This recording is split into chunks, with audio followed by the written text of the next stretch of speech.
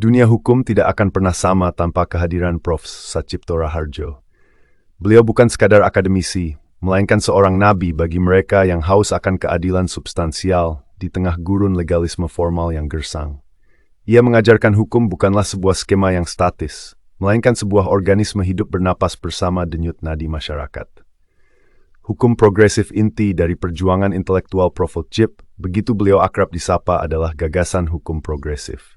Beliau lantang menggugat paradigma positivisme hukum yang kaku, seringkali memenjarakan keadilan di balik jeruji teks undang-undang. Bagi beliau, hukum adalah untuk manusia, bukan manusia untuk hukum. Beliau menyuarakan hukum sebagai alat kesejahteraan. Jika sebuah peraturan menyengsarakan manusia, maka peraturan tersebut harus ditinggalkan atau ditafsirkan ulang. Beliau mendorong aparat penegak hukum untuk tidak menjadi corong undang-undang semata, melainkan memiliki keberanian moral untuk melakukan terobosan demi keadilan hakiki. Hukum tidak boleh dipisahkan dari realitas sosial. Hukum harus peka terhadap penderitaan dan harapan rakyat kecil. Melihat kondisi hukum Indonesia saat ini, pemikiran Profesor Satjipto Raharjo terasa lebih relevan. Di tengah maraknya fenomena politisasi hukum dan legalitas yang seringkali mengabaikan moralitas, suara beliau seolah memanggil kita kembali ke jalan yang benar. Banyak kasus hukum yang melukai rasa keadilan publik.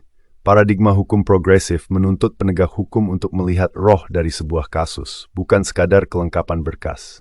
Restorative justice mengedepankan perdamaian, pemulihan daripada sekadar penghukuman, manifestasi nyata dari impian beliau tentang hukum yang memanusiakan manusia.